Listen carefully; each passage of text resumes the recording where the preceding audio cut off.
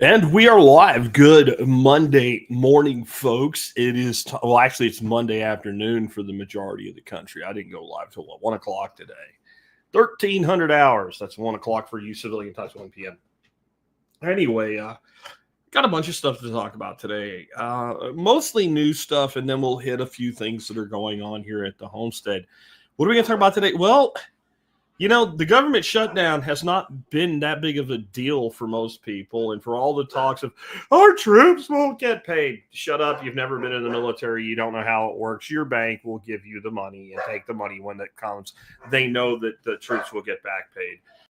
It's been done many times. I did it in 1992. I'm sure people can figure out how to do it today.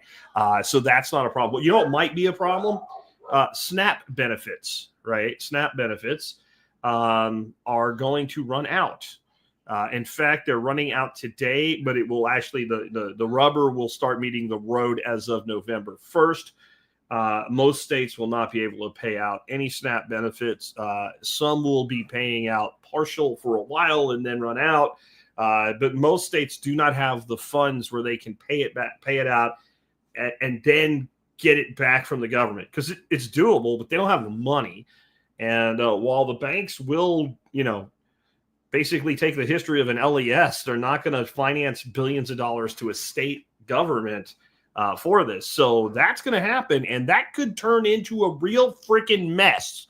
Really, really bad. I'll talk about how bad today. And I'm not saying it's going to happen. I'm just saying it's probable. It also depends on how much longer it goes. And I'm going to show you some people saying flat out, I'm going to go get mine. I'm going to the store. You better get out of my way. I'm going to do it, right? And some other things that I'll let them happen. Oh, man. Second Light Farm says, Jack, you are X's most hated person right now, bro. Good. That makes my day. That made me a real belly laugh.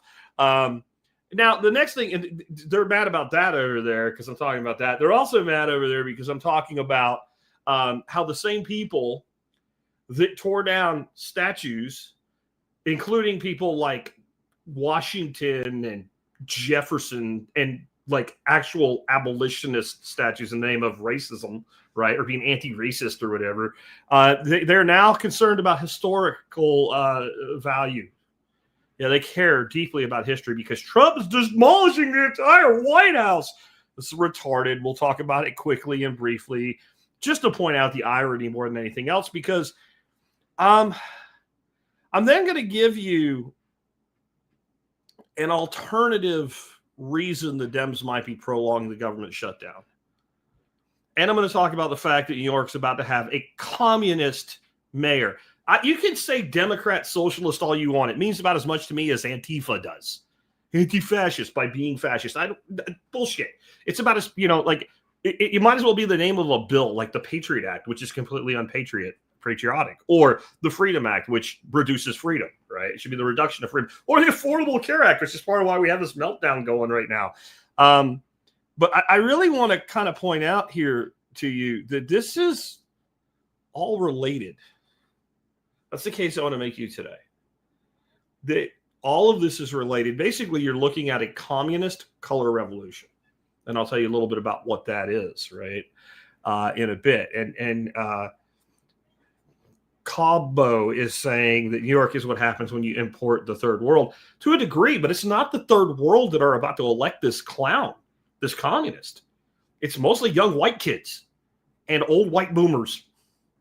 It really is. If you look at the rallies and all the people out stumping for the guy and all, it's a perfect explanation. Young, stupid white kids, old, stupid white boomers. Who's going to elect this guy? That's what's happening. And we're going to accumulate all of that with a question. I just saw this on X. Like, it wasn't even in the show lineup until 10 minutes ago. It was a post that I saw earlier, but somebody was reposting it, commenting on it. It's the whole find a house thing and fix your house up and whatever. But the gentleman that made the post said, we've raised a generation of useless men. I want to pose that question. Have we? Have we raised 2 generations of useless men at this point? How many men can't do simple things like change a freaking spare tire on a car? I mean, seriously. And look, I'm all for saving time. I'm very greedy with my time. I make a lot of money when I'm working. So if I stop working to do something for myself, if I could pay somebody to do it and be financially ahead, and I don't have to do it as somebody professional, sure. But I know how to do the stuff, right? I got dudes replacing a freaking hot water heater for me right now. You might hear some banging in the background from it. I can do that, but then I wouldn't be doing my job. So that's a financial calculation that I made to get it done, especially with a workshop coming up and all now, right? But I can do it. I can change oil in a car. I can change a tire. I can frame a wall. I mean, and most men my age and older, and then the generations before us that passed on, can do all those things. Like, not every man can do everything, but most men can do a lot of things in that kind of age bracket back. Is it our fault? Is it the government's fault? Is it the country? But we do have a definite skills gap and knowledge gap in the generations that consider themselves, by their own words, I've seen them say it many times, the most educated generation in history. But you can't do anything. You can't function. And I've seen this in many ways, especially with young, stupid kids, usually from affluent families, white kids that want to tell me how privileged they are. And they couldn't handle themselves for 5 minutes in a conflict situation. I had one guy, I handed him a marker. I said, if you can put a mark on my face or my body anywhere with that marker, you win $50. And by the time it was over, he looked like a joker. I took his own hand and wrote all over him with it. Like, now, how privileged are you? If you had a knife and I didn't, I just cut the shit out of you. You can't touch me with a marker. How much of that do we have today? They can't. And you see them fight. They're violent, but they can't fight. Whenever you see a conflict, like on a street fight thing, if either one of the guys actually knows how to throw a straight inside punch, he always knocks the other guy the fuck out. Because all they do is this weird, wild, I don't know what the hell it is. They look like a monkey trying to hump a freaking pillow or something. I mean, it's violent, it works, but they can't do anything. We'll talk about that. Then I got 3 little things going on here at the homestead I thought you guys might want to hear about. Just some happy stuff since there's so much shit today, right? We're going to talk about some self-cloning crayfish I've been working with since last year and the success I've had with them. My cover crops went in early, and I got a little thing I'm going to start doing that some of you guys might want to come hang out with me when I do it. And we'll tell you what that is when we get to it. Before that, let's go ahead and hear from our sponsors of the day. Sponsor of the day, number 1 today, Start9 Sovereign Computing. You can take back your privacy. You can take back control. I want you to just know one thing. There's no such thing as the cloud. It's not up here, like Cackles said. The cloud is just somebody else's computer. It's AWS, which we just learned is not quite as reliable as people say. The big thing is if it's on somebody else's computer, then somebody else can decide, you don't need access to it anymore. Yeah. Or maybe just some of your files disappeared because we don't think you should have those. Or maybe some of your files, we told somebody what you had because it looks suspicious to us. We thought he was putting together a drug house, whatever. Like, that's actually happened to people because they bought like a bunch of fluorescent lights and shit. Like, how about you keep all your stuff private? You can do that with a Start9 private server. There's a lot of great options to choose from there. It's an easy OS to learn how to use. If you can install apps on your phone and use apps on your phone, then you can use a Start9 private server. Check them out today at start9.com. Next up today, JM Bullion. I always say when I talk about silver and gold, yes, I am a Bitcoin bull. I am a huge Bitcoin bull. I have never been an all or nothing guy, though. I've always believed in actual diversity and having 4 different ETFs that basically all hold the same stocks that your financial advisor calls it well diversified is not. However, holding stocks and equities plus hard assets like silver and gold plus hard digital assets like Bitcoin, that is true diversity, along with things like tools, skill sets, real property, right? But if you're going to add to your precious metal stack, you should check out JM Bullion. Why? They do a discount for MSB members. All orders ship free. They have the best pricing in the industry. You always get what you ordered, no problems, and I can talk to the president if I need to. And they've supported the show that you listen to and you tune into for, 12 years now. I've had them as a sponsor. That's forever in the world of podcasting. So you know what to do. Get your silver and gold from JM Bullion. Now let's get into kind of the things that I promised you today. Lead story, and the one we'll spend the most time on, is the SNAP benefits.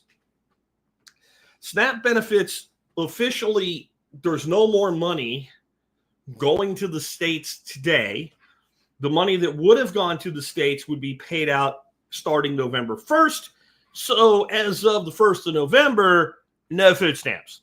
Now, there's some things that you really need to understand and know going on here when we talk about SNAP, which again, it's just, we used to just call it food stamps. Of course, every government thing has to have a clever acronym because that makes it official, right? I don't even remember what SNAP stands for, but it's free food, right? Here's your card, your EBT card or whatever, and you go out and you get free food. And you get a certain amount every month depending on how needy you are. And I recently discovered something I found shocking. There are people that maybe get $100, $200 a month. Like they just need a little extra assistance or whatever, which actually, if the program worked that way, and that's really all it ever did, then I would kind of be like, well, I don't like any form of government getting in the way of shit, but okay, I get it. But the average SNAP recipient today has multiple kids because that's a way to get more money from all of the government welfare programs. But they're actually getting more in SNAP benefits than the average median American spends on food a month. Not by a lot, but by like a couple $100. Because, government automatically gives you a raise and your job does not. The real world is different than government freaking Donkey Kong fantasy land. But there's 40 million plus people on SNAP. And what I'm concerned about right now is not that they won't get fed. I'm concerned about what that could lead to. And I want to just put something in your brain here. We all know that when we look at any large group of people, there is a percentage of them that are scumbags, absolute scumbags. And generally speaking, and this is not about race or income level. This is just general. If you go out and cast a wide net and bring me 100,000 people, there is a significant portion of them that are scumbags. And what holds the scumbags in is fear of what happens if they go out and be scumbags, like getting arrested, getting beat up, getting shot, which is why in certain places where laws are not enforced, you see a lot more public scumbaggery because the fear factor is not there. The other thing is, is there something that has angered them enough to get them to demonstrate how big of a scumbag they are? And again, this could be lawyers. It could be priests. You put 1 million people together, I promise you some of them are scumbags. Well, what is 1% of 40 million? You ever do that, man? It's a simple math problem. It's decimals. It's like the metric system, right? Just move the decimal over. So we're and Hilux here is saying it's the 80-20 rule in action. Yeah, but we're not even going 80-20. We're going 1%. If 1% of 40 million people are the kind of people that will riot in the streets over this, that's 400,000 people. Now, there's also a whole group of scumbags that maybe are not directly attached to this, but their mom is, or their cousin is, or their sister is, and they're mad about that. But then there's a whole additional group of scumbags out there, out of the whole kit and caboodle of 50 million Americans who like rioting for any reason at all. Once, if you can get a couple hundred people rioting, all the others show up like a network effect. I'm going to tell you that 400,000 people is more than enough to make that happen. And there's more going on here that we'll get to in a bit about all of this. But I'm going to tell you that right now, there are people, and I know there's some bullshit rage baiting in some of this stuff, okay? Don't get me wrong. But I also say believe people who are who they are. When they tell you who they are, believe them. And so I want you to listen to a few people here that are going to tell you what they're going to do when their SNAP runs out because they're entitled to it. And of course, they're blaming Trump for it because Trump's the reason they're not getting it in their freaking thick-boned skull heads. Anyway, you can just listen to this person talk here. And this is some guy's video where he's compiled a bunch of stuff. And he's kind of doing narration in it too. I'll let this run for a minute or two, and then it'll be enough to make my point. And aired out their frustrations. I'm going to tell y'all straight up like this. I just got that text that the link is definitely cut the fuck off for November. Y'all better stay the fuck out of my way in these stores. I'm walking out with carts and I'm not paying for shit. Trump, if you want motherfuckers start looting, it's going to happen. before my kids go broke in this bitch like Jock, I'm going to be stealing like it ain't no tomorrow. I am going to go in that store, get everything I get regularly. I'm going to bag my shit up, swipe my link card. As soon as that bitch say, ain't no pending balance on there, I'm going to walk the fuck out. And I'm going to have one of my cousins with me that'll punch your ass so hard, you going to think a Jet 2 holiday hit your bitch ass if you think I ain't finna walk out that store. It's been day 5, and I have not received no food stamps. My disability checks is on hold. Why would you take away these people benefits? We literally just had to go home because everybody came into my grocery store. I work at Walmart. Everybody came into Walmart bum rushing, stealing, like filling up buggies, running out the store, like just putting all the groceries in their cart because he want to cut off my food stamps. Y'all, this shit is crazy. Like, I think y'all are getting y'all food stamps in November, or maybe some of y'all is not, but like they literally just had to like do emergency evacuation at our store because everybody came in going crazy over like food for their kids and shit. When it comes to some who don't receive food stamps, they will also offer their own perspective about the whole situation and food stamp shutdown. One man would point out how even those who don't receive food stamps will be affected, as he noted that there will be a chain reaction to those who supply food, like grocery stores, butchers, and farmers. But just think about how big of a freaking disaster it's going to be on our economy, man. All it's going to take is just 1 month of people not getting their food stamps, and watch what happens in those grocery stores. Those meat prices is going to drop. Now, outside of those who empathize for those who may lose their food stamps next month, some appear to not be so concerned, as one woman on X would write, an unpopular opinion that should be popular. If you can afford $100 nails, $100 fake lashes, and $200 hair extensions and the newest iPhone, then your food stamps need to be taken away. Now, unfortunately, this comment may mislead who food stamps impacts the most by mentioning extensions and fake lashes. I'm going to tell you guys, there is no exaggeration in that post that he's about to apologize for. And I'm linking to his piece. You can listen to the whole thing if you want to. I just don't want to keep listening to it. I want to talk about it. I'm going to tell you how this works for real with all of these welfare programs, Medicaid for a chip for the kids, all this shit. And I'm going to go back a little while. I'm going to go back so far, there wasn't a TSPC yet. I'm going to go back to when my wife was still working full-time as a pediatric nurse. And she worked for a doctor that practiced out of a hospital down near Benbrook. Or, I'm sorry, not Benbrook. It doesn't matter. To the west of Mansfield, Texas. And, yeah, the name just won't come to me right now, that little town down there. Anyway, she had people come in all the time. The kids are on Medicaid, right? So that's for low-income families, right? And, you know, at the time, I had people working for me that we didn't pay very well because they just weren't worth paying really well. And they all told me they all made too much money to get on Medicaid. And these are people making like $8, $9, $10 an hour. Now, again, this is like early 2000s, but still, right? I mean, it's not a lot of money and they don't qualify. But yet she had patients come in all the time. And these kids were going to things like Dallas Cowboy Camp. The one lady drove a freaking Humvee and she's on Medicaid. And they do this a lot of times, but if they do have a marriage, but they don't get married, and it turns out the dude makes really good money, they just put down that they don't have a husband and their deadbeat husband is gone and they don't have any money, and they put down only their income and they live off the free money plus the income. I know there's poor people. I know there's poor ass people. It's all they have. I also feel like this. I don't really care. I don't really care. I don't want to pay for them.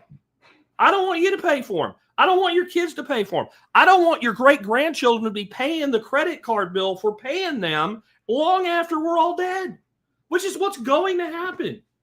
Oh, Jack, they'll starve. No, they won't. They will now that we created this damn mess. Let me tell you another story.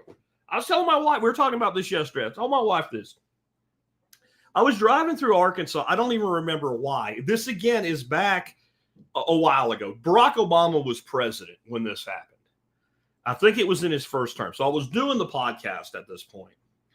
I'm listening to AM radio, which in Arkansas is preachers sports radio, and freaking maybe if you're lucky, a country western station. So I'm flipping through, and I hear an advertisement for food stamps. Yeah, they're advertising food stamps. And they were telling people, you might be getting by, but did you know you might qualify? You should have. We literally had our government soliciting people to get on SNAP. I think the government wants as many Americans as possible on some form of welfare as they can get. You know, the thumbnail for today's video, that's a map, like a heat map showing what percentage of people are on food stamps in different states. And it runs from like the low is like 8-9% up to 48%. And you can see that if you go look at that image, it's all over the place. There are concentrations. Appalachia is full of it. The highest usage. So is parts of Florida, parts of Texas, a shitload of the West Coast. But when you look at the map, you're like, well, I'm not in the red. But, you know, some of those numbers are still like 16%. 15%, like 20%. 20% is you walk around and 1 out of 5 people are on this one form of welfare, of which we have many forms of welfare. And when you put people, here's the danger of this. When you put people on something like this for this long with this much money, it becomes not charity in their mind. It becomes an entitlement. Instead of being grateful for what they are given, they feel like not only are they entitled to it, they should be getting more. You should be giving them more, and you're an evil bastard for not doing it. So when you cut that off, I think my number of 400,000 people that might take to the streets to start tearing shit up is pretty low. Pretty damn low. And the media will spin it as all as Trump's fault. And I'm no apologist for Trump. You guys know this. I do not make excuses for that man. I say a lot of good things about some of the stuff he does and a lot of bad things about some of the stuff he does, and especially shit he says. He says some really stupid things, but this is not Trump's fault. The House passed a clean CR, continuing resolution. I basically said, here's the money to fund the allocation of spending was already made. The Democrats got in the way of it. We'll talk about that more in just a bit. So we already have that fact, 1% of 40,400,000. They're already saying they're going to do this shit. You heard that girl. I'll bring my cousin. He'll punch you the hell out if you try to stop us. Her cousin might meet somebody who thinks a little bit differently. I'm assuming the $10 an hour clerk at Walmart ringing up the groceries will probably not be willing to stand up to her cousin. But every once in a while, you run into a big old redneck boy like me that don't play. I'm just saying. But there's going to be more of them than there are of people like me. And I generally stay out of shit like that anyway. I mean, if it's right in front of me, then who knows, right? What kind of day am I having? But I want you, the left riots for any reason anyway.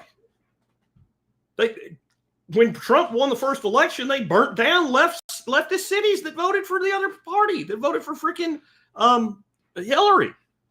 They burned down their own cities. BLM riots, they burned down all the black businesses in downtown. The left will, any excuse to riot, they'll riot. They riot when there's a storm. I just need to get by, and they're stealing TV sets. Yeah? That's the kind of bullshit that we're going to be dealing with in November if this doesn't change. Now, it might change. We'll talk more about that in a bit as well. But I want you to understand something. This is all interrelated. This no king shit, back when they did the first one, I covered where all the funding comes from. George Soros, the Tides Foundation, etc., right?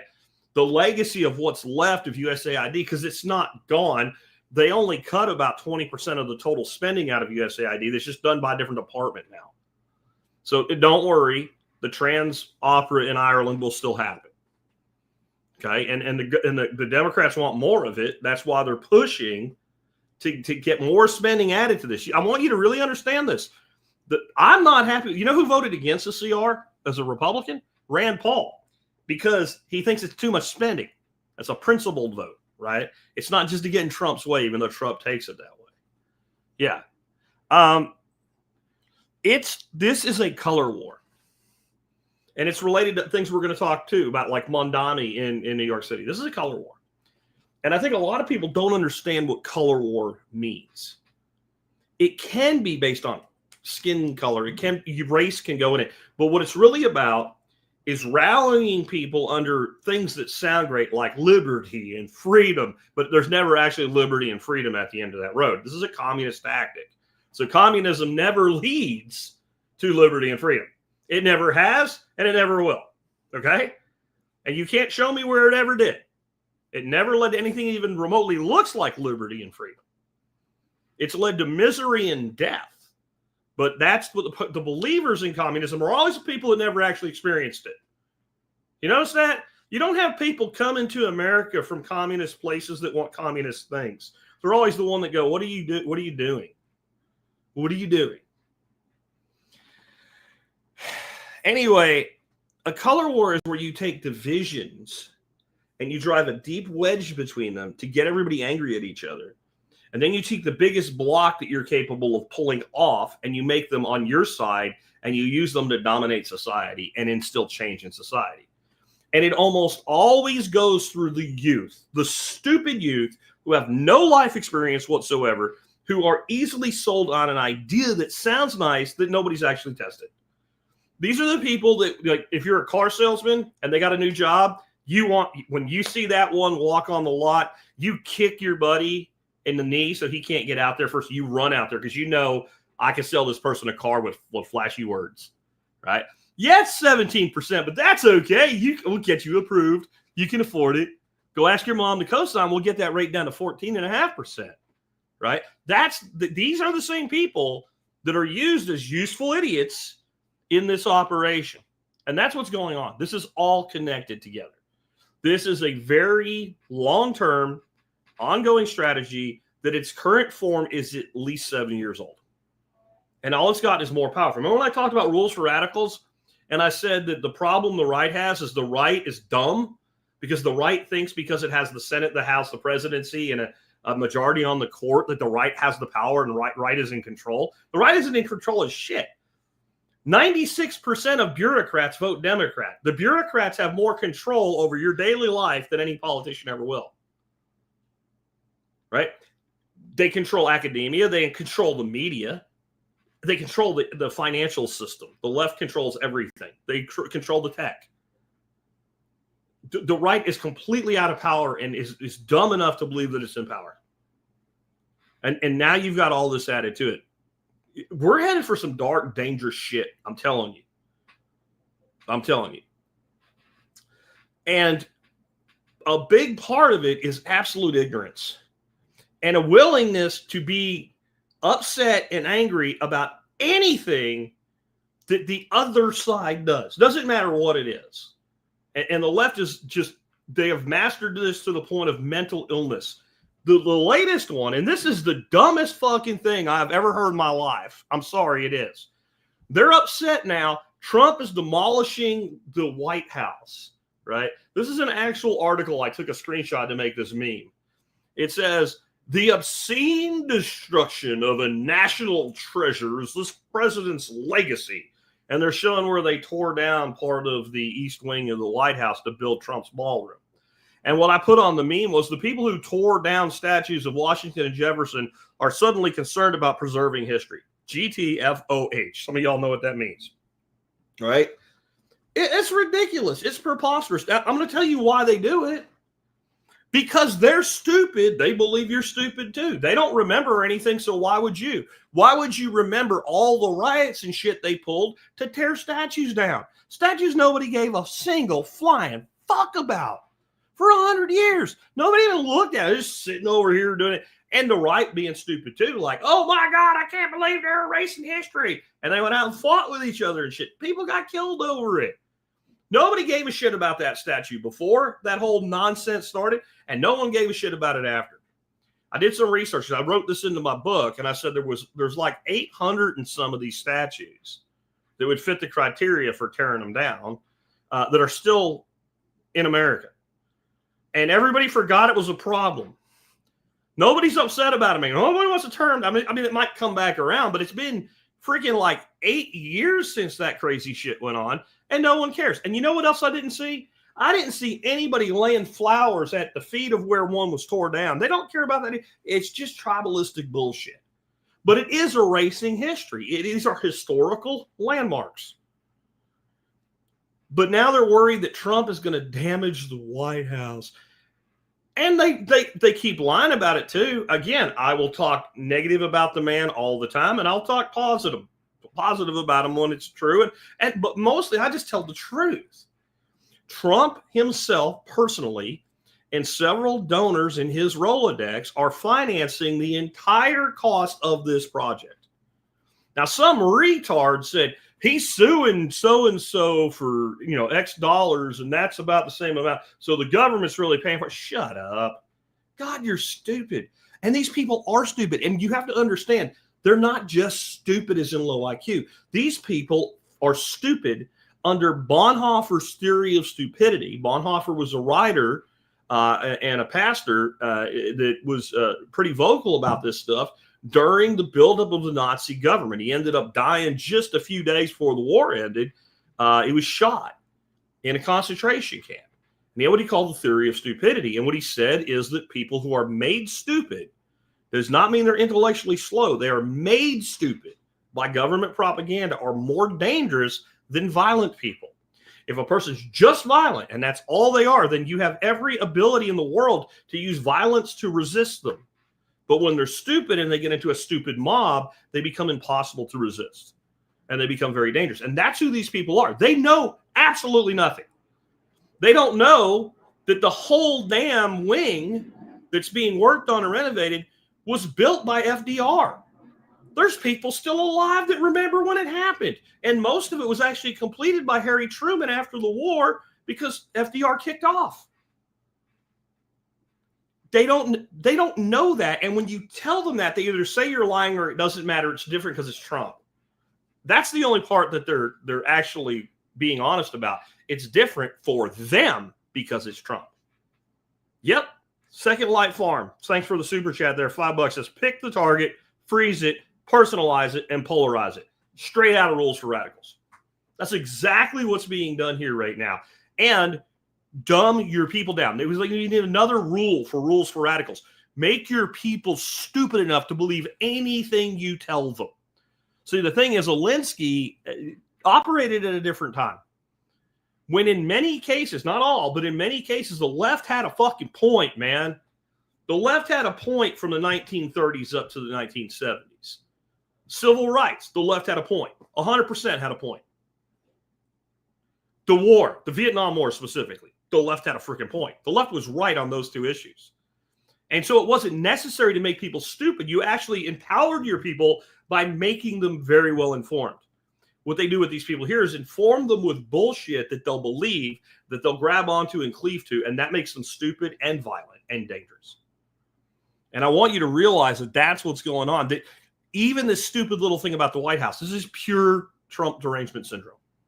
If Donald Trump touched it, it must be bad. I swear these people, if Donald Trump personally, somehow, by some miracle, discovered a cure for cancer, they'd say Trump is tanking the economy because the pharmaceutical companies won't be able to make any money anymore off cancer drugs, and it's such a big part of our economy, and he's putting doctors out of work, and that people have a right to have cancer. That's how stupid these people are. And I'm not even kidding. If you got a chuckle out of it, good. But I'm not kidding when I say that. I'm telling you, there are a portion of these people that would believe it 100%. The man keeps sending Ukraine money and weapons, even though he said he wouldn't. Even though he said they're not, they are. The left loves that, but they hate him, and they think somehow he's pro-Russia. That's the dumbest shit in the world because that's what they've been told. So they have to believe that. They have to believe what they were told. But I have another theory about the government shutdown. And this is I'm not going to tell you what my theory is yet. I may have mentioned it on the air in the past. I'm just going to tell you the poll I'm running first. And then I'll tell you the one that I think was at least initially the primary plan here. I said, in the poll, the question was, what do you think the goal of the shutdown by Democrats really is? 1, cause a violent uprising when SNAP is cut off. 2, bait Republicans into changing the Senate rules, i.e. remove the filibuster. 3, get more funding for welfare programs in general, just because they want more people on welfare. or something else and comment. Well, violent uprising got 25.9% of the vote. And I bet you if I ran this poll 2 weeks ago, it wouldn't have. Just everybody's talking about it. That's why we're talking about it. Senate rule change, 15% of the vote. It lost. Lowest score. More welfare, period, 20.4% of the vote. Something else, 38.8% of the vote. And I think a lot of that 38% was basically using something else as a default to all of the above, which I actually thought about including, but I figured if I didn't give it all of the above, just said anything else, we'd get more data, which I do believe we did if you start reading the comments. But I actually think the real strategery, right, the strategery here is that the Democrats have always wanted a Senate rules change on the filibuster. They don't want to be the ones who did it. They want to be, every time they use it, they want to be able to say, oh, Republicans changed it. It was this way for 100-something years. We were totally, and they, if the Senate Republicans do it, and this is, I think a lot of people don't know this, there are rules in the Senate, and most of the rules are set by the Senate itself, including the way that the filibuster is set up right now and what it applies to and what it doesn't. And you could change that rule. You could change that rule with a simple majority vote, meaning the minute one side has the House and the Senate, they can pretty much do anything they want with no interference. It's been referred to as the nuclear option. If you've ever heard the term when stuff like this is going on, they might invoke the nuclear option. That's what they're talking about. That's what they mean by the nuclear option. Because once you do it, theoretically you could go back, but why would you now? The party in power would have no desire to put it back, and the party out of power can't do anything to change it. And if you got a coalition together that changed it and put it back, well, since it had been changed before, all you have to do is get a simple majority again that wants to put it back, and you can put. Once it's done, you've rung the bell that cannot be unrung. That's what's happened there, and I think that is what the Democrats want, and I do believe it is because they feel they will do very well in the midterms, and that they will be able to ram everything they want down to Trump's desk and get him to sign it under the threat of yet another fucking impeachment. And by God, he's given them some ammunition for it. You want me to give you one example? How about bombing freaking boats in international waters with no warrants or anything? No idea who the actual person on the boat is, and basically nuking them from orbit. Well, but they're drug dealers or they're drug sellers or whatever. They probably are. I believe that they probably are exactly what is being told to us. No, they're not fishermen. They're not fishermen in fucking mock submarines. They're not fishermen in these long boats with all these outboards with blue drums in them. Okay. They are but it doesn't mean that it's legal. It doesn't mean that it's legal. Under the War Powers Act, they're not a country or representing a country. It's not piracy. Is it legal or illegal? I'm going to tell you, I'm not 100% on one way or the other. I think technically it is legal. It doesn't matter if you can get enough people to vote in the Senate to get rid of the man, or every Democrat is going to vote guilty, right? So you're going to put us through another bullshit impeachment just to weaken the other side. They want all of that and more. And then they feel that once they've gotten that positioning done, remember, Democrats are very good at political chess. I will give them that compliment, I guess. They're sleazier. I always compare it like if you're a Star Trek fan, they're the fucking Romulans, and the Republicans are the Federation. They stick to their own rules, even though they know their enemy will just shove it right up their ass. The Romulans will take the Federation's own rules and use them against them, and they will break their own rules all the time. Rules for radicals. Where do you think Roddenberry probably got the idea for the character set? But that's absolutely a one vulnerability. Using all of these National Guard troops, that's another vulnerability. I think that's completely legal. It doesn't matter what I think. It doesn't matter what it is to these people. They don't care. They just want what they want. And I think that that's what they believe. If they can get that rules change done, and they can get it done without being the ones that did it, then, and the only way you get it, if they really think now is the time they need it, they can't do it. So they need the Republicans to do it. I think, to be fair, I think Thune, who's a dirtbag, he's smart enough to know this, and that's why they haven't done it. They haven't done a lot of things they could have done. They didn't do recess appointments when they could have for Trump's appointments, which they should have done. So, again, Federation, we live by our own rules. We do what we're supposed to do, even when it's not a rule, even when it's just a tradition. It's dumb as shit. You're in a war, and the enemy's using mustard gas on your ass, and you're like, oh, don't point the 50 cal at soldiers, only equipment, like that shit. That's the mindset that's going on here right now. But I think that's the goading. That's what they're trying to do. They're trying to get the Republicans to make this rule change. Now, they may have felt that by now that would have happened. And I'm not saying they're not cheering on riots. Democrats love riots, especially when they're not in power. Because when they're not in power, this is Trump's riots. They're the Trump riots. That's what they'll call. Watch, that's what they'll call them, the Trump food riots of 2025. Donald Trump's riots, right? Why wouldn't you say that? Oh, you want me to say something about it? He'll tell you, he said bad things about Trump. Hey, how about the price of beef, you orange asshole? That's all your fault. He's talking about it like it's good for our ranchers. You want to do something good for our ranchers, orange dude? Here's what you do. Make it easier to process beef in the fucking United States so people can buy the fucking beef that's grown in the fucking United States. That's what you do. You make it easier and less expensive to comply with regulations so the guy down the road that has cows can actually get them processed into cuts instead of just selling half a cow or a whole cow to a guy like me. That's all you got to do. That's all you have. That is the literal only thing you have to do. The only thing you have to do to make beef affordable and make ranchers more money is make it easier for them to get their product to market without big meat controlling everything. But the orange asshole loves big business no matter where it is. There you go. You wanted me to say something negative? I got more, but we're moving on from there, okay? Because I'm more concerned about things like riots and our country being dumb enough to be outraged by things like I just said to try anything that's a change.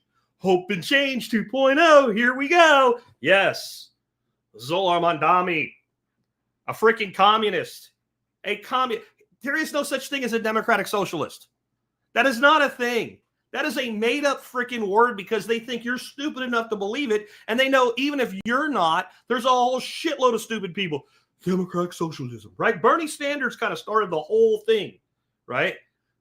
Look at some countries that have Democrat and socialism in the actual names of the countries, like, the Democratic Republic of North Korea, the DPRK.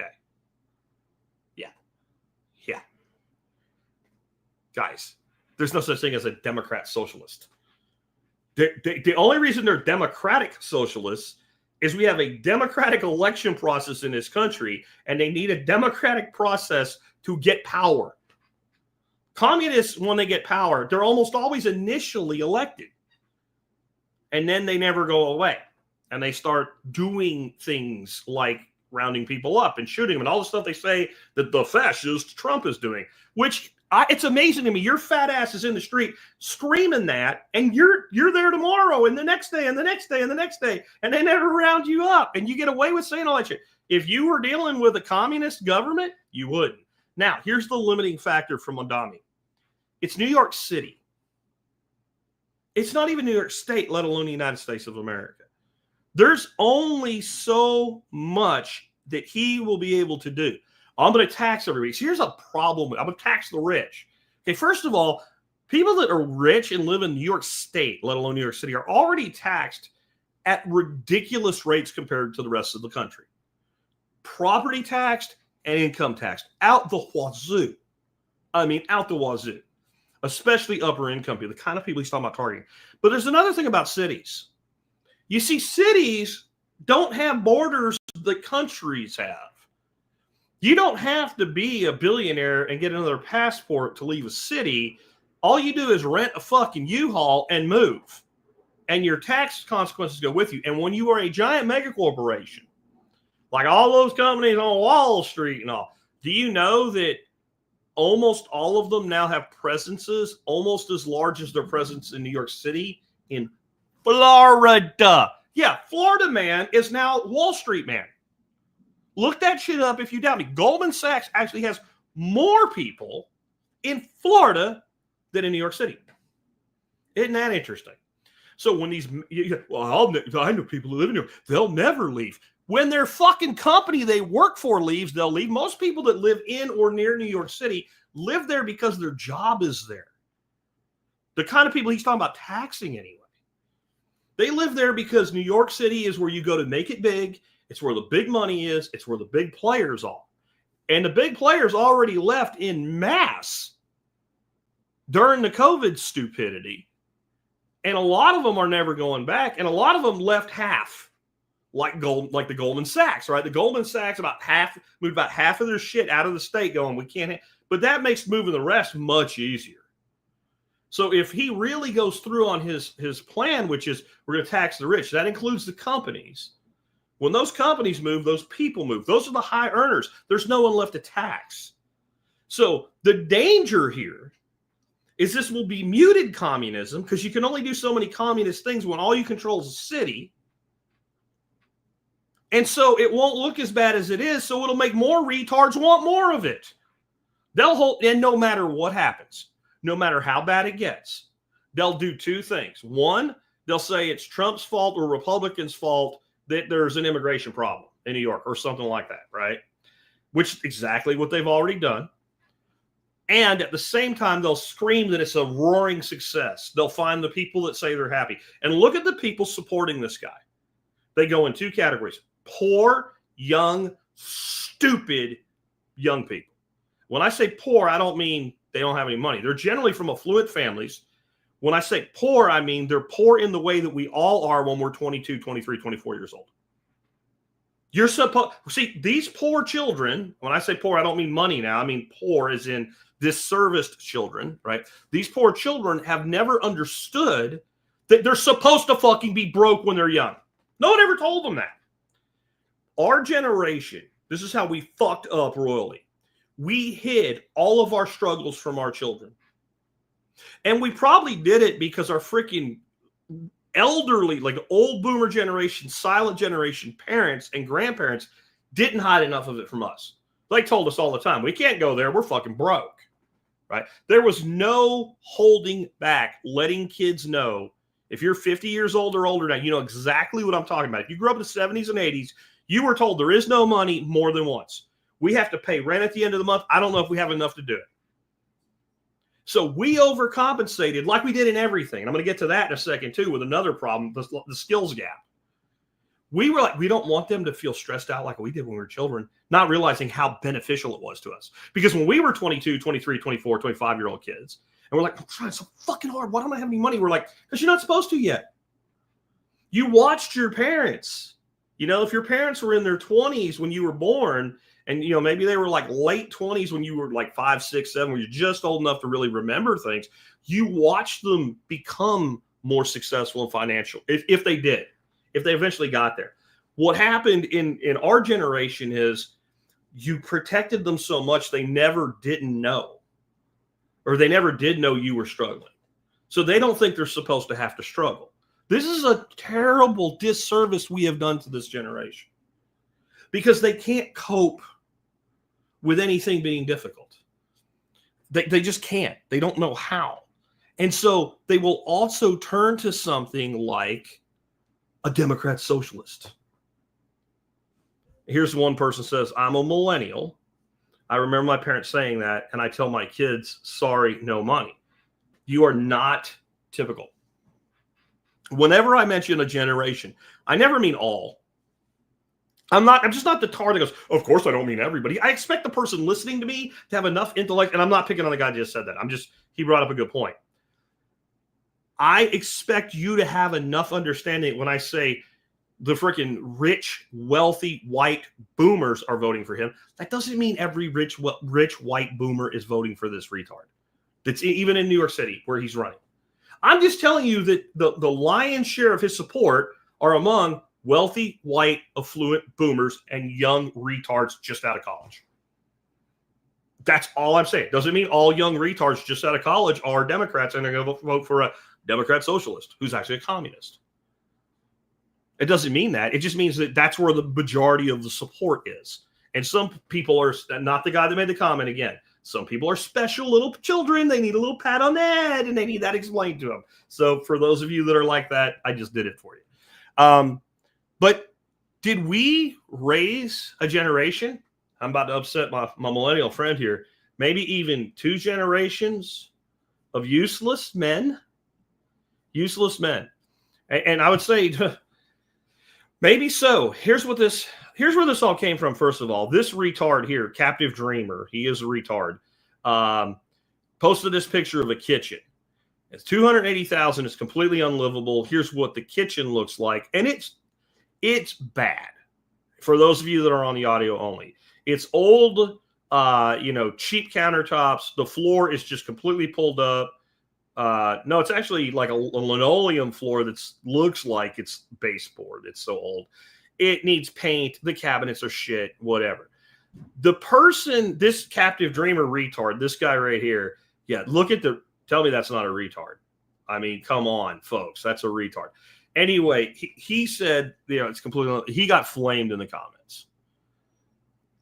This is the kind of shitty house that when you hear your boomer or your silent generation grandparents bought their first house and picked it up, they didn't buy a brand new fucking house. Now, I'm going to defend retard here. I'm going to defend him just a little bit because, God, he's retarded. But this house is probably too far gone. This house probably is a teardown. But it was one of those things where the person that showed it to him took like 5 seconds to say, here's something in the price range you said you have. And if you look a little harder, you could probably do better. You could probably do less money and better house. But you should be able to fix up a house. This guy, Long Story Farms, LLC, retweeted or I re-X'd it. I guess that's what you call it now, right? Reposted it. And this is what he said. And I'm doing this more for his comment than for the original post. We have raised a generation of useless men. A friend of mine called me once because he had a flat tire. He didn't know how to change it. He didn't even know where to find the tools the car manufacturer provided. Wouldn't even recognize them if he saw them. That is the sort of man we have been raising. Useful men, men of my dad's generation, men like me, men like my sons would just get busy. They would borrow a friend or his tools, hire a pro for a few things, and just get the work done. Most men now look at this and think this is beyond their reach, not because the work is technical or difficult, but because they don't even recognize the work. They don't even recognize the tools for the work. I completely agree with this person here. And until today, I'm actually going to follow him right now. I had never heard him before. He just kind of popped up in my feed. I'm going to say he's dead on. And I'm going to also say something to defend the young people that don't know how to do anything. We were supposed to fucking teach them how to do things. Now, some of us did. My son can do that shit. My son can change a fucking tire, right? My son can do brakes on a car. I went so far as I didn't always teach him when someone else was around because I know that kids will often listen to like an uncle or like a friend of the father more than the father themselves. So at one point he needed to put brakes on his car. That's back when I had Josiah, the intern here. I'm like, Josiah, do you know how to do brakes? Bro, please tell me you know how to do brakes. Yeah, I know how to do brakes. I put him with my son, Matt, and said, hey, show him how to do brakes. And he taught him how to do it. Right. And so I tried all along the way here. The lawnmower's not working. We're going to have to pull the plug. It's just the plug shot. It's old. We'll pull the plug out and put a new plug in and gap it. Little simple shit like that. Like, show them how to do it. And don't be afraid to give them work. Actual work. Like, hey, it snowed. Here's a shovel. Get the fuck out there. How do I do it? I don't know. You'll figure it out. Find the sidewalk and uncover it. Can't do it wrong. Turns out they can do it wrong, but it's worth them doing it wrong when they put the giant pile at the end of the walkway. Okay, that was a good try. And you got the sidewalk uncovered, but now we can't get off the fucking sidewalk. Well, what do I do now? You're going to shovel the big pile the fuck out the way. Well, it's really hard now and it's all compacted. Did you learn something? Yeah, I learned not to do that. Yep. So I still have to get rid of it? Who did it? But most young people did not grow up with that today. Most of them didn't. My son's age and down. My son today is the same age I was, I think, close to it anyway, when I started the podcast. That's how long I've been doing this now. So he's in his mid-30s. And he is unique among his peers. And a lot of people his age do have trade jobs, and they're handy inside their trade. Like, they're trained to do a thing at work, and they'll do blue-collar work, some of them, right? Especially when it's the only job they can find, and it pays better than working at, like, McDonald's. And so they'll know how to use a drill and shit like that, but, like, they can't transfer the skill set because they learned one thing one way by one procedure, and there was someone there to tell them you're doing it wrong. And then eventually they figured it out, and they got really good at it, and they're in a compartmentalized box. And I've even seen people, they have their trades like they're carpenters, couldn't run a piece of wire if their life depended on it, though. So even some of the people that can do some things can't do other things that are pretty easy to figure out. We did that. And this is a big part of the problem that we have today. Since they don't have any answers, and since they've watched all this play out, since they did all the things that we told them to do, like go to school and get a degree, you can get a good job, and you can pay for everything, and they figured out that didn't work. Right? The dude with a degree in philosophizing that's making cappuccinos at Starbucks because he chose a stupid major doesn't see it that way. Everybody cheered him on the whole way. He did what they told him to do, and it didn't work out. So they want to change. They've seen Democrats in power, your conventional everyday Democrat, and they've seen Republicans in power. And even though they talk and say different things, their life didn't change at all. So they're going to vote for a retard like Madami, for the same reason many people voted for the Orange Man twice. Well, 3 times, but twice to get him elected. I want change. I don't like the way things are, and I don't like the way things are going. And I don't even really like this person, but they're different. I will vote for different. Not understanding the old phrase, right? Out of the frying pan into the fryer, right? Like they don't know that. They don't understand that. They don't get it because, again, we didn't teach them to think critically at all. These people really do believe that they are highly educated. That's even more dangerous. It is more dangerous to have a stupid person who thinks they're smart than a stupid person that knows they're stupid. Stupid people that know they're stupid rely on other people to help them, and they listen to other people. And when they don't understand it, they just say, but I know I'm stupid. So they're probably right. A stupid person who's been educated into stupidity looks down their nose at everybody else. You're just one of them. You're a Trump tard. You heard some of the shit I had to say about Orange Man today, right? But the minute that I say, like, this guy's a communist, oh, you just suck Trump's dick. Where do you... I know that's what you do with your boyfriend all the time, dude. I get that. But where do you get off putting that on me? Right? Or... here's another example. I did a post recently, just a dumb, stupid, fun post. Cracker Barrel put some shit out. And I posted a picture of the glasses-wearing CEO. And I said, no love for this brand until they get rid of this woman who cost them $500 million. If a CEO costs a company $500 million, they should be fired. This is not in any logical universe, right? In anything other than the Elon simulation, I guess we're all in. There is nothing controversial about saying a CEO whose direct actions directly cost a company $500 million. And that's conservative because it doesn't include all the money they spent failing. It's just a measure of sales in. So it's probably more like $1 billion this woman cost this company with bad decision making. I didn't get, oh, woke is beautiful. No.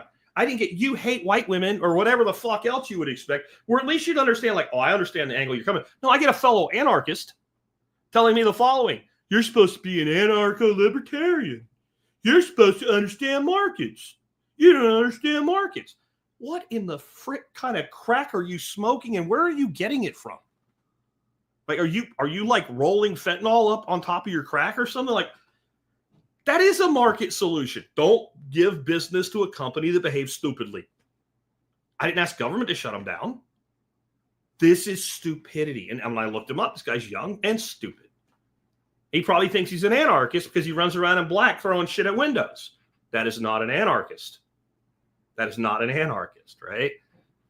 That is not what anarchy is all about. Anarchy is a lack of rulers, not a lack of rules. It's a very simple prep, and it has to come from the position of the non-aggression principle. Violence is only used in response to violence, and it's always proportional. In other words, if you fuck around at a 7 with me, you will find out at an 8, not a 10. If you fuck around at a 3, you will find out at a 4. Maybe a 3.5. Enough to shut you the fuck down. But you don't go out and do unprovoked violence on people. But hey, it's the social contract we agree to. And I know that you're saying that facetiously, man. So don't take it. No, it might. No, I don't know. I don't know this guy. He might be serious. Are you serious, bro? If you are, you should probably leave. You're not going to like it here, man.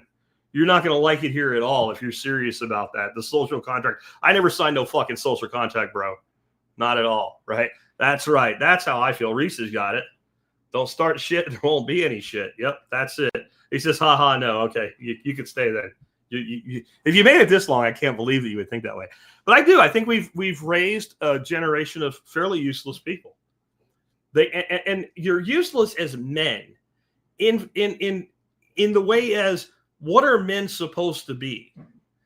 You know, my buddy JR was just here a week ago, and we were talking about, my wife and he and I were talking, and we were talking about, like, is he ready? Like, he's divorced and to bring a new, romantic partner in. And he's like, the way I look at it, if I'm in a relationship, I'm a protector. And he held his arms up, kind of like a mother bird, and I bring protection.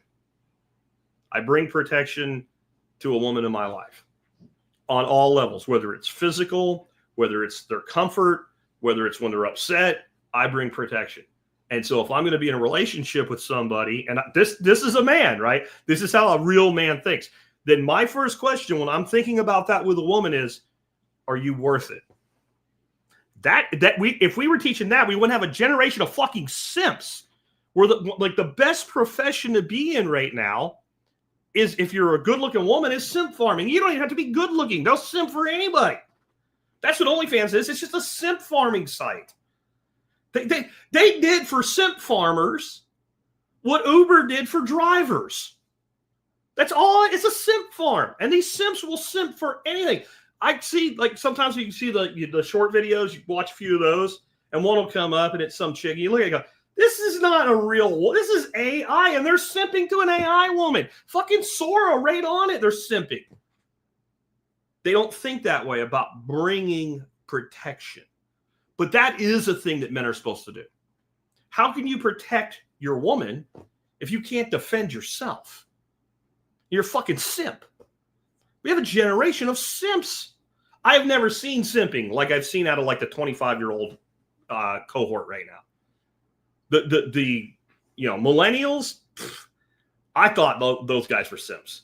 Those guys were freaking Marlon Brando compared to the simps we get today, which means we're going retroactively worse as we go forward. My God, what is the youngest generation, like the generation my grandson and my granddaughter are part of? Are they going to be simps too, or are they going to have the backlash that we've all been anticipating? I don't know. But there's so much simping. So now that we've talked about bad shit, let's just give me a few good things before we tune out. Now, I got some super chats in, and I'm going to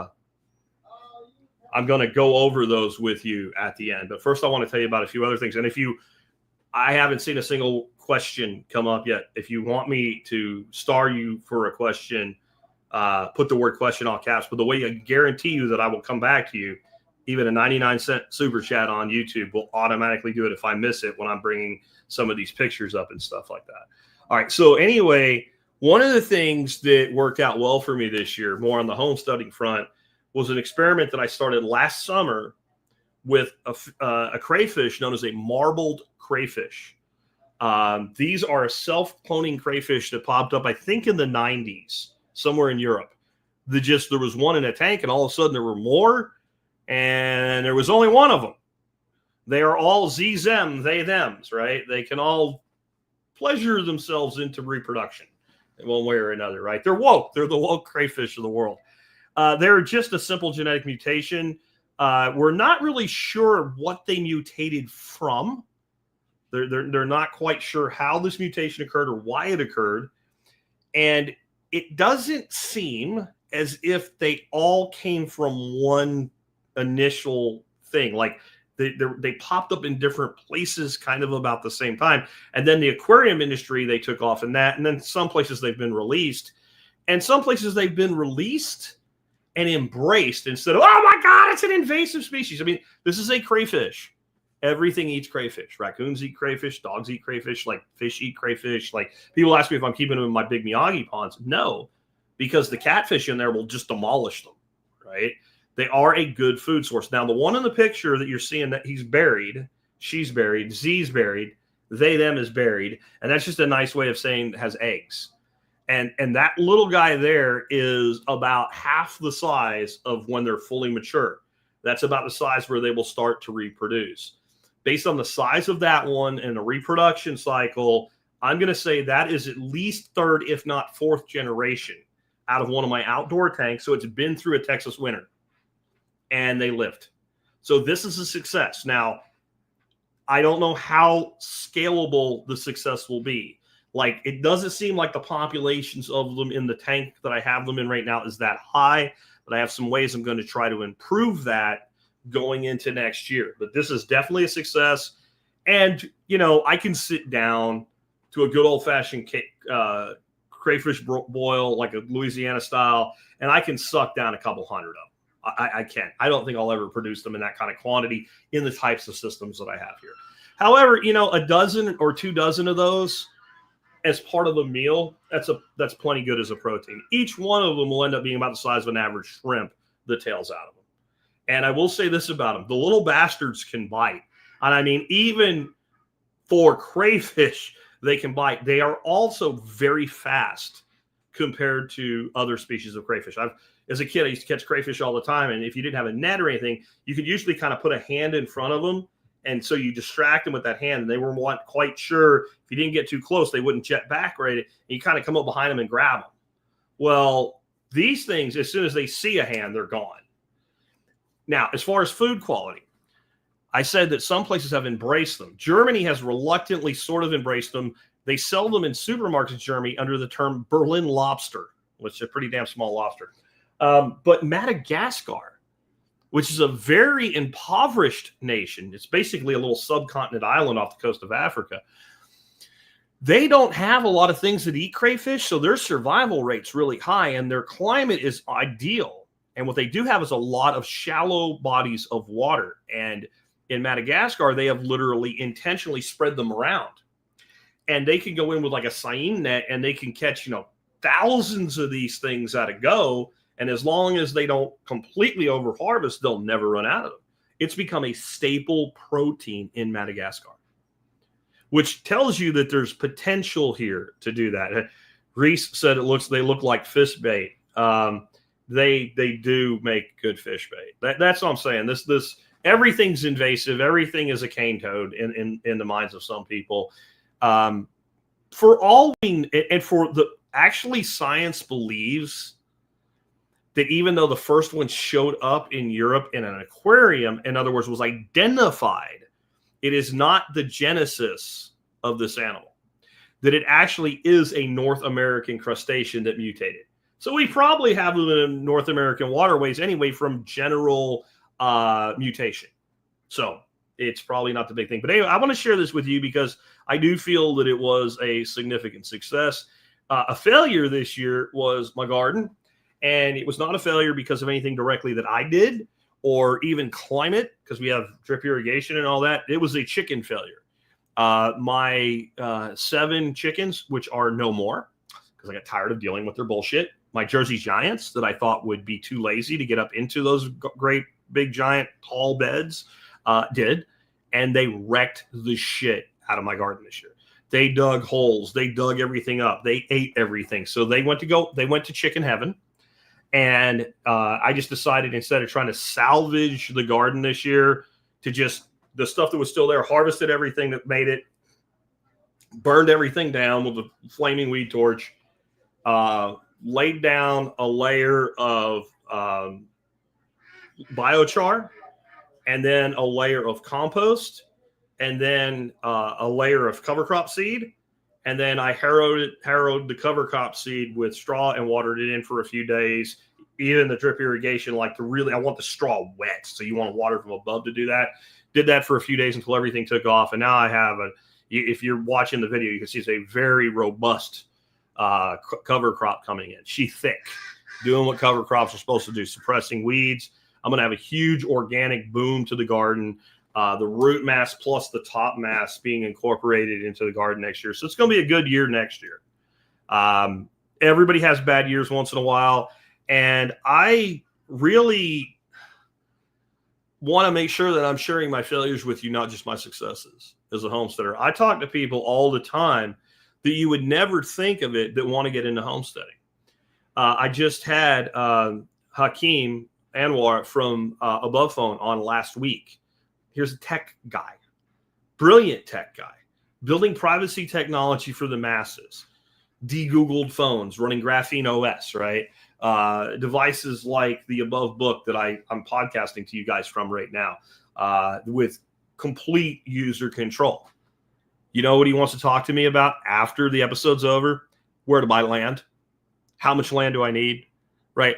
And I think one of the things we have to be really careful of, guys, and I mean this, I'm being very sincere here, is too much fucking Instagram type shit. Too much heart hands and everything's perfect. And it's not just homesteaders. It's like every community, van life, heart hands, right? Tiny house, heart hands, right? Every freaking chick in every freaking tiny house is always reading a fucking book. It's the only thing they do is read fucking books. Bullshit. Everything's always perfect. When you start homesteading, you are going to kill some animals when you first start keeping animals. And I don't mean the ones you kill to eat. I mean, you're going to fuck some up and you're going to be responsible for their death. You're going to put shit in and it's not going to work. You're going to build something and it's going to work for a time and it's going to break the fuck and you're going to realize you did it the wrong way. You're going to have days where you stand out in your backyard and go, why the F am I doing this? Even after you've been doing it as long as I have, you will have those days. It is a lot like when I talk about moving to a carnivore or ketogenic diet, or even like a primal paleo diet. When you start to detoxify, about 50% of people, when they go through that change for at least a period of time, usually 2 to 3 weeks or a little bit more even, feel like dog shit. And if you stop taking heroin, you will feel like dog shit. And the solution to your long-term problem is not start taking heroin again, right? And so we prepare people for the negative. We need to prepare people for the downsides of homesteading for a few reasons. One, because when they do hit the downside, they won't quit, right? Just say, fuck it, this isn't for me. Because what they'll do is they look at all these people, why can everybody else do it and I can't, right? Well, everybody else can't do it either. They have bad days, right? That happens. It does happen. You have a day where the pumps went off to your Miyagi pond and you didn't know it, and you happened to, be the weekend when you were doing something unusual, like actually leaving the house at night, and it was off for 2 days, and you came home and found floating, dead, rotting, stinking fish. That happened to me. You're going to have bad days. You're going to have bad times. But the other thing is, when you share your failures, then people are like, okay, so how do I prevent that failure from happening to me? You learn more from failing than you do from succeeding. Succeeding often doesn't mean that you learn. Sometimes it's just you got lucky. You put the system in the way you saw somebody else do it, and it turned out they weren't a retard, and you did it right. You may have lucked yourself into something. You might have done something. If you move 20 miles and try to do it again, it won't work. Like planting trees on top of limestone rock. It doesn't work. I've given up on so much of what I tried to do here. I spent so much time and energy and money on this property trying to make it into something it's never going to be. And my life got better about 2.5 years ago when I just said, no more. I'm not going to try to do the things here that do not work here. Even the things that worked, with big ass Dr. Evil air quotes, worked, right? What that meant is I worked my ass off to keep those things alive in the worst part of the year. I spent hours and hours making sure shit got irrigated. You can't irrigate 3 acres continuously with automation on one well pump here. And you can't irrigate enough here because you're dealing with 6 inches of dirt or less in a lot of the areas. So there's no battery, there's no reserve. And eventually I feel like there's a few places shit grows, and there's a few things that grow in those places really well. Well, guess what? That's what's going to be there. If hackberry wants to grow there, guess what? Big ass clump of hackberry out there, most beautiful clump of trees on the property. I love it. That's fine. It's hackberry. It's beautiful. It's a tree. It doesn't die. It lives. It gets to live. Mulberry grows. There's a mulberry right outside of my tree. A duck shit it out and it grew. It's a little close to the house, but screw it. Unless it actually becomes a problem, that mulberry's staying, right? Like, we need to tell people the truth about living on land and what it's really like. And we also need to be honest with ourselves when something's not working. And so I hope when I share a failure, like, hey, my chicken's fucked up, the one thing I can always rely on is my gardening ability. Like, once I built a garden bed, the actual bed, and gave a battery for reserve with good soil and built good, like, I could count on it. And even me, this year, I just got tired. And when they started causing the problem, I waited too long before I did the deed. I kept trying to rehabilitate chickens. You can't rehabilitate chickens. Once they know something, they know it well. And if they like it, they're going to go back there. That's what they're going to do. Last today, and I thought that some of you guys might want to do this, and you're going to have to email me for this, and this is not going to happen really soon. This will be like late winter, early spring that I'll start doing it, because the next couple months, I've got one already planned, but that's just me and a buddy and maybe one other buddy. But one of my passions in life is fishing. And one of my favorite types of fishing is just surf fishing. Go to the beach, set up some chairs, cooler of drinks, maybe a grill, nicely equipped vehicle with tailgate equipment, and just hang out all day fishing. When the fish stop biting, you rent an Airbnb or something, you go take a nap or whatever, and maybe come back out in the evening and finish up the day that way. I love that. It's one of the reasons my wife and I have gone to Florida so much on our vacations. She loves to lay on the beach and do nothing, and she loves to walk the beach and look for shells. And I love to fish, and those things go together really well. Well, I'm thinking about doing some shore fishing trips. Good Lord, that sounds like I'm being dive bombed by a freaking ultralight now. That's crazy. Anyway, down to the Texas coast, specifically like Freeport and or like the Bryan Beach area. That's about a 5-hour drive for me, which is really no big deal. Like, that's part of what I like about those trips, is having that time. So I'm thinking about putting some groups together down on the Texas coast, and, come hang out, fish, come hang out while other people fish, whatever you want it to be. But if you were interested in doing that, send me an email, jack@thesurvivalpodcast.com, TSPC fishing in the subject line. I'll put you in a special folder for when I start that planning process to let you know about it. And I will mention it again, but it would be better if you emailed me right away. And then that way you would make sure you get notified. And it won't be like me charging you money or anything like that. Like, I'm not doing it as an event, right? Like, $600 and we feed. No. Like, I'll tell you when it's going to be and where it's going to be and where we're staying. And then you can decide if you want to just drive in for the day and leave, or if you want to stay somewhere near us or something like that. The place that I'm going the weekend after Thanksgiving, first weekend in December. Me and my buddy David and maybe JR, he's still seeing if he can go. We're going to head down to Freeport. We got a house. We're renting for a couple days. It's right on the beach. It's 5-minute walk down to the water. There's a bar and grill right next to it. And there's another bar and grill, a quarter mile up the beach. We're just going to go be dudes and hang out, drink some beer and fish. And if we don't catch any fish because the weather turns, because it's hard to forecast the weather that far out. So when I do this, I'm probably going to do them as multi-day things. We're going down on a Friday. We're staying Saturday, coming home Sunday. I will probably do these more like a Thursday through a Sunday, or even a Wednesday through a Thursday. And since it's not an event, if you want to come, you come. It would be that simple. But what I will not be doing is publicly putting out the information. There are certain people who like to show up for certain things like this and cause certain kinds of problems. And if you do that to me on the beach where it's really easy to dig a hole, you may never go home. So in those people's best interest, I will only do this through email direct exchange with people that I can verify you are who you say you are. Now, I don't need you, photocopying your freaking driver's license and mailing it to my house or some shit like that. I'll know when we talk. I'll know. Anyway, with that, this guy says the catch, clean, and cook stuff on YouTube is super popular. Just saying, yes, it is. And I love those. One of my favorite guys is a dude named Brant. And I think his channel's Angler Up with Brant. And I think he was one of the first people to start doing that. He started doing that about 10 years ago. This dude made so much money on his YouTube channel. He was a fishing guide. He doesn't even do fishing guide stuff anymore. He took his money, invested in Florida real estate, and he goes out and fishes still, and he does his channel still, but he doesn't take clients as a fishing guide anymore. So there's some interesting success there. All right, we got a few things that I'm going to hammer for you here at the end. People, either questions or super chats.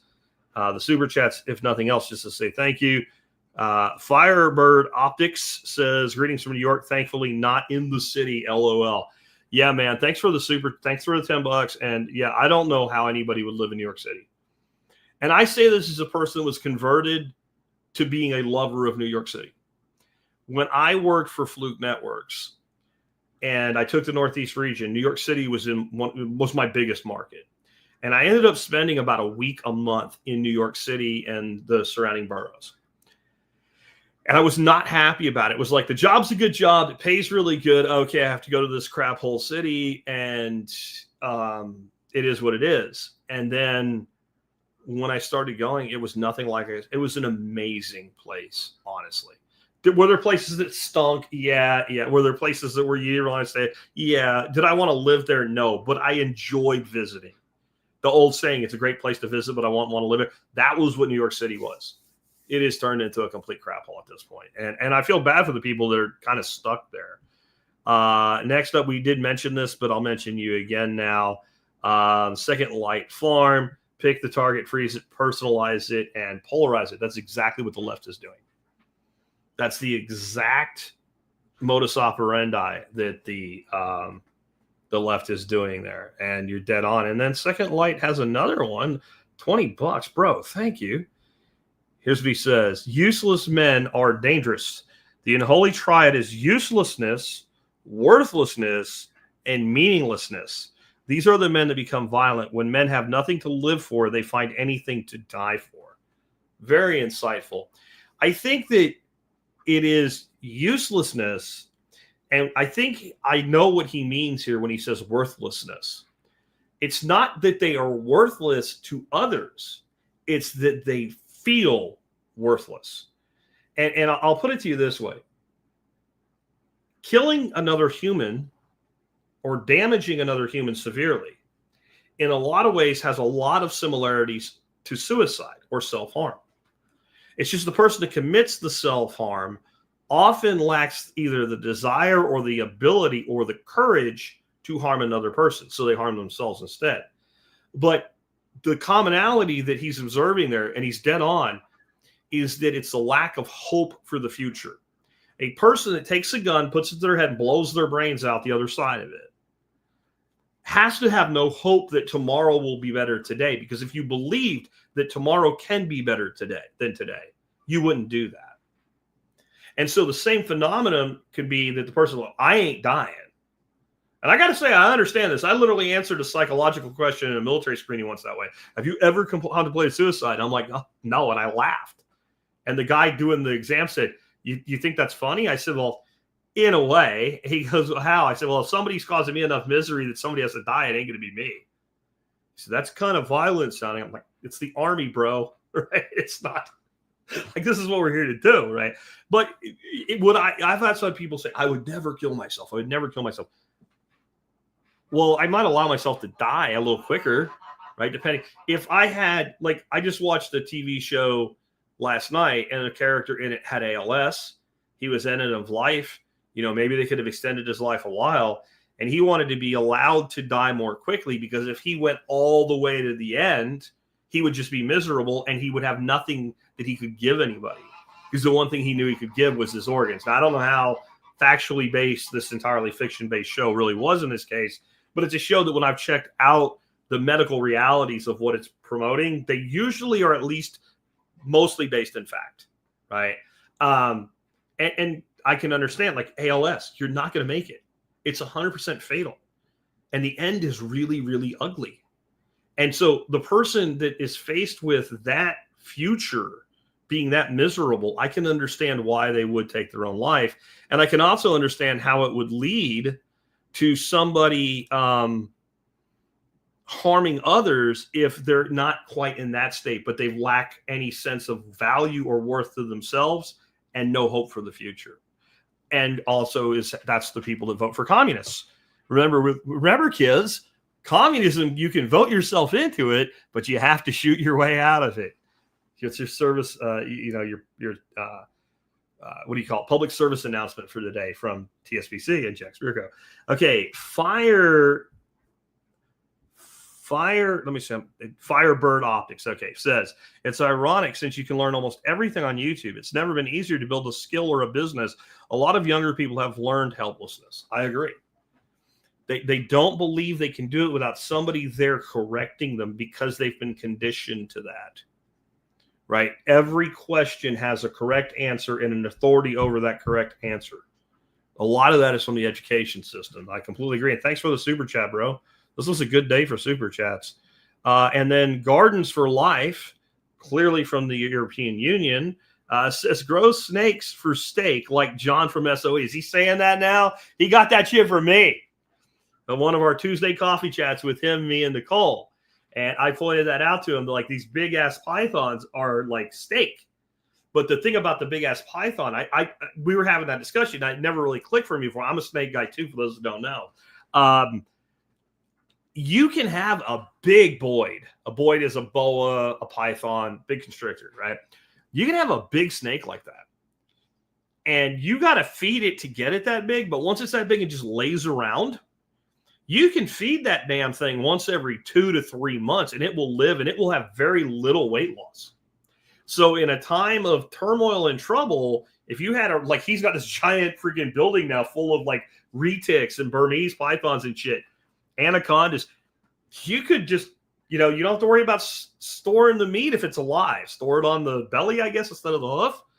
And you could feed them on a starvation diet, and they are not going to degrade because they just go into a form of it's almost brumation. Brumation is like almost hibernation. And snakes will go into this when they're lacking food. They'll get really antsy for a while looking for it, and then they'll stop burning energy and they'll just chill. And I've had snakes that, I've traveled for a month and come home to, and they were all fine. Everybody was fine. Nobody fed them while I was gone. I didn't even worry about them. I wouldn't do that with babies. All right. But when you're talking mature animals, they've developed the capacity for that. So I never really thought about them as a protein source, though a lot of people do eat snake. It is actually a quite heavily eaten thing in the world. And so that's cool. But yeah, he got that from me. Let's see. Art by Lee Murphy. Hey, Lee, how you doing? Lee's from my old stomping grounds where I partially grew up in Jacksonville. How do you best overwinter sunchokes if I can't leave them in a bed, which has to be redone? Oh, that's easy. Take your sunchokes, put them in a Ziploc bag. Take 1 or 2 pieces of paper towel, wet it down, squeeze it out till you almost can't get any more water out of it. Put them in the bag with the sunchokes, zip them up, and put them in like your crisper drawer in your refrigerator. They'll be just fine. The other thing I guess you could do is plant them in a pot indoors, but I wouldn't do that because they're actually tricky to transplant. Give you a little sunchoke. These are also known as Jerusalem artichokes. Some of you might have heard about them that way, other than as sunchokes. They grow a plant that looks a lot like a sunflower, but it's not. I don't think it's actually in the Halantheus family, which is a sunflower family. And it puts on these big tubers, and they're really good. They're also known as fartichokes because if you eat a bunch of them, you tend to fart. Now, here's the good news. They're dry, cool, non-stinky farts generally. It's just pure gas. It's not, high methane, reeky, stinky, right? But there's also ways you can reduce that. One is to cook them down to like a porridge, which I think is pretty nasty. But lacto-fermented Lacto-fermented, they do not cause that reaction. There's something about the lacto-fermentation process, because it's probably that they're lacto-fermenting in your gut that's causing that off-gassing. It's probably pure CO freaking 2, man, because, I mean, we know this because we did it one time. The first time we ever grew them, we fried them like potatoes. They were delicious. And, yeah, it was a trumpeting night. It doesn't take long either for it to start. But, yeah, you can store them like that. Now, here's the cool thing about them, and this is why I say transplanting can be difficult. If you ever have them in a place where you don't want them, okay, then what you can do to get rid of them is wait till they come up the next season, whatever ones you've missed when you pulled them out, and there will be some. Wait till they get about 18 inches tall and just pull them out, and they'll pull right out. They'll barely have any roots yet, and the tuber, if you pull one of the tubers out at that stage, will be completely hollow. That plant is going to live off the tuber, and it's going to grow off the tuber. It's going to consume all the energy in the tuber, and as it begins to consume all the energy in the tuber, it will start to put out true roots, and it will establish itself, and then it will form new tuber nodules on those roots. So that makes it a difficult transplant, because if you get it in that stage, so if you put them in a bucket and they started growing in the house, it might be difficult to get them to take on transplant, and you can lose them. But that's all I would do. Now, here's the good news. Let's say you put a couple, 3 bags in the refrigerator, and you only end up with like 5 of them that are completely viable by the time you're ready to plant them in spring. You'll still have a ridiculous amount of them. That whole night of the farts experience we had here, a friend of the show sent me 4 of them in a bag. I cut those 4 into like 3 pieces each. I planted them in a single 4-foot by 10-foot bed. I harvested buckets of the damn thing. They might be one of the best survival crops in the world, honestly. They grow zone 9 to zone 3, and they produce huge amounts, and they're very easy to grow. Question from RK Phil Ham, whatever. Can I do the fishing in Port Aransas? I'll be there next week. You can fish there. I won't be there. Next week, I'll be here running a workshop. But Port Aransas is a fantastic frigging fishing destination. It's more like 8 to 9 hours for me, though. So I don't know that I will be doing any events down there, but it is a hell of a cool place to fish for sure. It definitely is. Maybe we'll make one down that way, and hopefully at a time that you can join me. But I would love for some of y'all to pop me an email, jack@thesurvivalpodcast.com, TSPC fishing in the subject line, and there could be other fishing opportunities. I'm thinking about doing some things with some charters as well. That would probably be you're paying me, because I'd probably make a deal with the charter boat and then offset it by selling seats on that boat. I would want to find something that could handle like 6 guys and actually put us all on fish, something like that, or maybe a guide service where they have 2 or 3 boats and we can kind of be together and do that, because that would be fun. And if I do that, I will probably pair that with shore fishing as well, because it's what I do. Like if I book a captain, I'll book a captain and I'll still bring all my gear. And usually you don't need any gear on the charter boats, but then you're there. So let's sweat some lines, man. Let's throw some chicken nets on the backside and see if we can get some crabs and what have you. So it's a lot of fun. It really is. I think that what makes shore fishing so much fun is something you just don't get in like doing it at a lake when you're in the surface. You just don't know. I've tied into 5-6 foot sharks. I tied into one that most likely was a shark, and I couldn't stop it with the gear I had. I just was so outgunned. I was rigged for shark. If it had been like a 6-foot blacktip or something, that bitch would have been up on the beach. This was not a 6-foot blacktip. And it's just, some of you will get freaked out by what I'm about to say. Like I've been, like you come up over a sandbar and to get into the gut. And just as you do that, there's like 4 spinner sharks just tearing up a freaking stingray. Like it's cool. I know some of you that would freak you out, but it really is. If you're smart about what you're doing, there's very little to worry about. You're more likely to die in the car ride to the beach than at the beach from a shark. I'm just going to say it. But you just don't know. One of the biggest snooks I've ever caught in my life. It might be the biggest one. It's close to my PB. A snook is like a giant, psychotic saltwater version of a largemouth bass with a big stripe going down its side. And I caught this huge snook. The guys are all up and down the beach chasing them with fly rods and shit. People that live there. And I'm sitting there shark fishing with a piece of dead ladyfish with a wire leader on a freaking circle hook. And it just, when it took off, I was sure it was a shark. And this is freaking massive snook, man. So I enjoy the hell out of it.